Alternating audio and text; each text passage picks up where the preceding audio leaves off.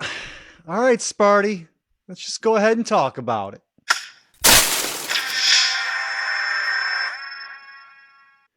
Did you miss me? Welcome to Quick Hits. I am Josh Baker. Well, December was a long time ago, wasn't it? So was 5-0 with a win over a number 6th ranked Duke team at Cameron Indoor Stadium. Well, that win aged just about as well as a 6-week pause to flatten the curve, to get back to business as usual. As it turns out, though, Duke is in fact hot garbage this year as well. And that win, well, that win didn't mean shit. But at the time, even I was optimistic after that win over Duke. The number 4 team in the country is the Michigan State Spartans, and Tom Izzo has his boys off to a great start with a 5-0 record. One of those wins was against Duke at Duke. That's a pretty damn good win for early on in the season. It was at Duke with no Cameron crazies. So no crowd to get all up in people's heads at the free throw line or anything like that. But a win is a win at Duke, especially since it was Sparty's first win at Duke ever. Ever.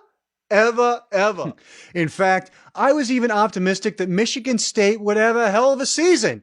Maybe, just maybe, even make the Final Four alongside the University of Michigan. We don't get to see Michigan and Michigan State square off against each other until February 6th in Ann Arbor.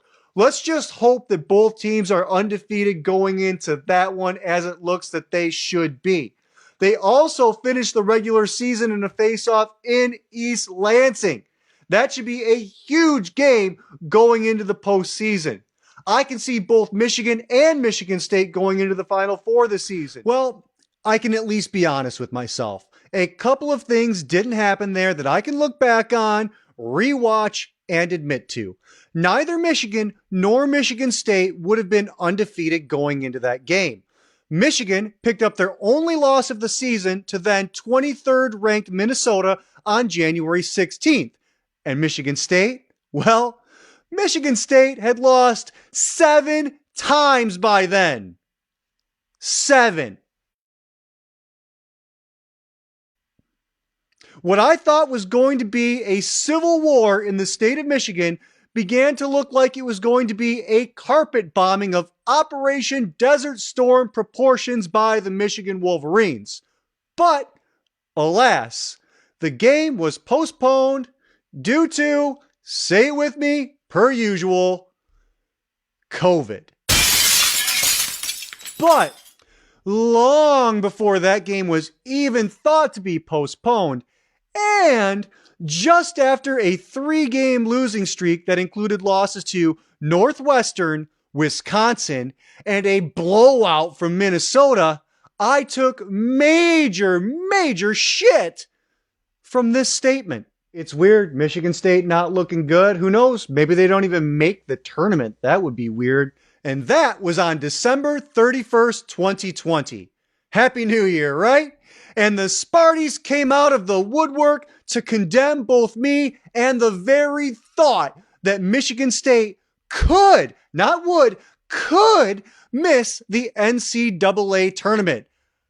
How dare I suggest such a preposterous notion?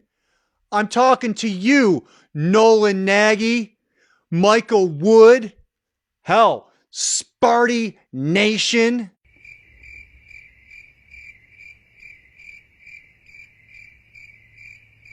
Well, it looks like my little odd assumption turned out to be more of a Nostradamus-size-like foretelling. Huh, guys? But I'll digress. Because here we are. Michigan State is 13-10, just after a critical loss to now 15-10 Maryland, and it looks like they are, in fact, not going to be in the big dance. But they do have 3 games to go. Tonight, Sparty has 12-12 Indiana, and their final 2 games of the regular season are against the Michigan Wolverines, who still only have one loss on the season. The way I look at it, Michigan State has two options to be a dance partner for the big tournament. Number one, win all three of those games by a deciding margin and pray. Or win the entire Big Ten tournament that starts on March 10th with the deepest, darkest depth of Big Ten teams in recent history, and dare I say it, the history of college basketball. I wish you the best of luck, Sparty, and I'll take your tear-laden apologies in the comments section below. This is Quick Hits, and I am Josh Baker.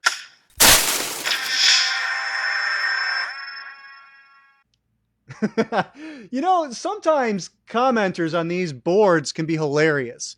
Marcus Manthe here, for example, let me quote him. "What's with this guy? He talks like he's trying to communicate with a hard-of-hearing 4-year-old with just enough pointless profanity for it to qualify as child abuse. Yuck." Okay. First of all, Marcus, thank you. I appreciate your compliment. That means a lot to me. It's everything I'm going for here. Second, not everyone can hear the truth when you whisper. That's why they're called truth bombs. And third, fuck your language shaming. I can't appreciate criticism from a dog that chooses to live in Saginaw. You chose that life on purpose. So remember, you can be a good dog and listen, or you can be a bitch.